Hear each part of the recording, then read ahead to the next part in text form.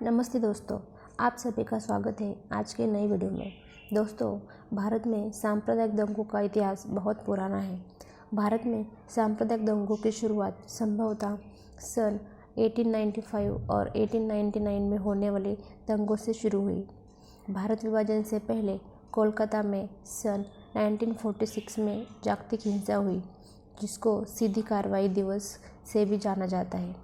इसके अलावा नागपुर के दंगे, विभाजन के दंगे, रामानंद दंगे और 2006 में महाराष्ट्र में घटित दलित दंगे शामिल हैं। यह है भारत में अब तक हुए सबसे जागतिक दंगों की सूची, जिन्होंने भारत की एकता और सांप्रदायिक सद्भाव को बुरी तरह प्रभावित किया। तो आइए चलिए जानते हैं इसके बारे में और जानकारी। कलकत्ता के दंगे। सन 1946 में कलकत्ता में हुए इन दंगों को डायरेक्ट एक्शन दिवस के नाम से भी जाना जाता है। यह दंगे भारत में हिंदू मुस्लिम समुदाय में होने वाली हिंसा के परिणाम स्वरूप हुए थे। उस समय भारत ब्रिटिश शासन के अधीन था।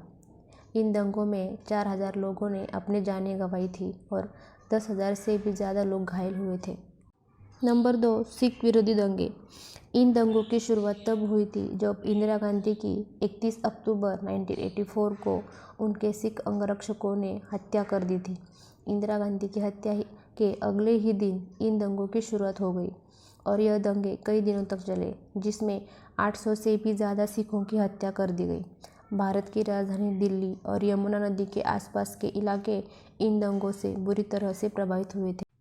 नंबर 3, कश्मीर दंगे। इन सांप्रदायिक दंगों की शुरुआत 1986 में कश्मीर से ज़्यादा मुस्लिम आबादी वाले क्षेत्र अनंतनाग में हुई थी। यह दंगे वहाँ के रहने वाले मुस्लिम कट्टरपंथी द्वारा हिंदुओं को कश्मीर से बाहर निकालने के लिए किए गए थे। इन दंगों में 1000 से भी ज़्यादा लोगों की जान गई थी और कई हजार हिंदू बेघर हो गए थे। नंबर 4, वाराणसी दंगे। हिंदुओं के इस पवित्र शहर में क्रमवार 1989, 1990 और 1992 में भयंकर दंगे हुए थे। यह दंगे हिंदू और मुस्लिम समुदाय के बीच हुए थे। 1989 में वाराणसी में हिंदू और मुस्लिम समुदाय के बीच हुए इस दंगों में बहुत से लोगों ने अपनी जान गंवाई थी। नंबर 5, भागलपुर दंगे। भारत की आज़ादी के बाद से होने वाले यह दंगे सबसे कुख्यात दंगों में से एक थे। यह दंगे अक्टूबर 1989 को भागलपुर में हुए थे। इन दंगों में 1000 से भी ज़्यादा निर्दोष लोगों ने अपनी जानें गंवाई थी।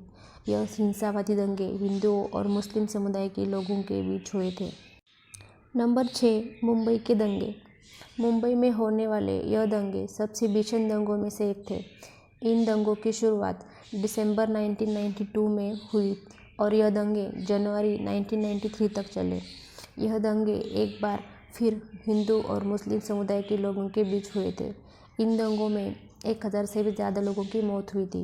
इन दंगों की मुख्य वजह बाबरी मस्जिद को तोड़ा जाना था। 1993 में इसे सिलसिले में सीरियल बम धमाके भी किए गए थे, जिनमें सैकड़ों लोगों की जान गई। नंबर 7, गुजरात दंगे। यह दंगे भारत के इतिहास में होने वाले सबसे भयंकर दंगों में से एक थे।